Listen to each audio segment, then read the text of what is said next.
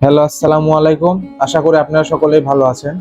আজকে আমি একদমই একটি নতুন ভিডিও নিয়ে আপনাদের সামনে তুলে ধরব। সেটি হচ্ছে আমি এই মুহূর্তে আছি সুজানগর তাঁতিবন্ধ রেলওয়ে স্টেশনে। এখানে ঘুরতে গিয়ে দেখি গোটা কয়েক মানুষজন গোল হয়ে বসে কি যেন খাচ্ছে।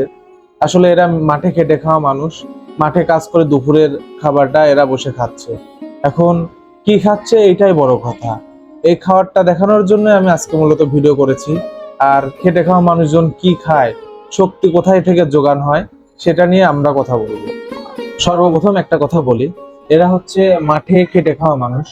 এরা দুপুরের খাবার খাচ্ছে। আসলে এই সময় বিরক্ত করাটা উচিত না, তারপরে করতেছে। আপনারাই দেখুন তো এরা কি খাচ্ছে। আসলে আসলে দেখতে বুঝতে পারবেন, হয়তো অনেকে চিনবেন অনেকে চিনবেন না। কারণ এটাকে বলে মূলত পান্তা ভাত।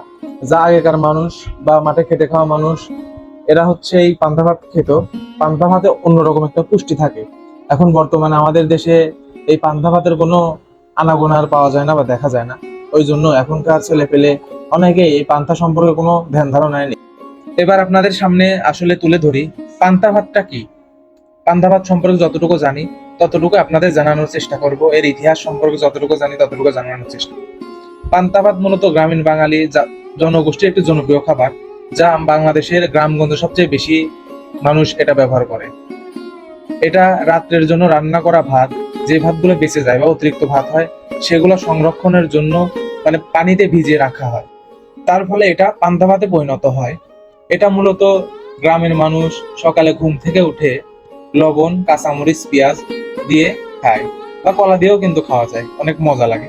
কিন্তু আমরা দেখতে পাচ্ছি এখানে দুপুর বেলায় যারা মাঠে কাজ করে খেটে খায় এরা পান্তা ভাত খাচ্ছে। এর একটা কারণ আছে, কারণ পান্তা ভাতে অন্যরকম একটা পুষ্টি আছে যা শক্তি যোগান দেয়। আসলে আগের দিনে প্রত্যেকটা বাড়িতেই এই পান্তা ভাত সকালবেলা পাওয়া যেত, কিন্তু এখন সেটা মোটামুটি আর দেখা যায় না। তবে এখনকার মানুষজন এটা সম্পর্কে জানে কতটুকু, ওই যে পহেলা বৈশাখে বলে ইলিশ পান্তা দিয়ে ভাত খাবো, কিন্তু পান্তাটা কি এখনকার হয়তো অনেকেই জানে না, এবং কিভাবে কি করতে হয় সেটাও জানে না।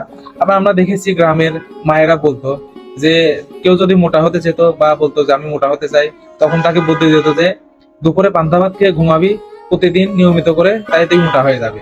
আসলে বোঝা যাচ্ছে পান্তা ভাতে একটি অন্যরকম গুণাগুণী আছে যা শক্তি যোগান দেয় এবং সবকিছুতেই বৃদ্ধি করে। আসলে পান্তা ভাত কার কেমন লাগে ঠিক জানি না, কিন্তু আমার কাছে অনেক ভালো লাগতো। আগে যখন স্কুলে পড়তাম তখন ভোরে উঠতাম প্রাইভেটে যাওয়ার জন্য। উঠলেই দেখতাম যে আছে পান্তা ভাত আছে কিনা। যদি পান্তা ভাত থাকতো তাহলে তুরাই মোল্লার দোকান অথবা রহমানের দোকান অথবা মালুর আব্বার দোকান থেকে কলা কিনে নিয়ে আসি, কলা দিয়ে আর লবণ দিয়ে মিশিয়ে খেয়ে ফেলতাম। আমার অনেক ভালো লাগতো, প্রতিদিনই পান্তা ভাত খেতাম।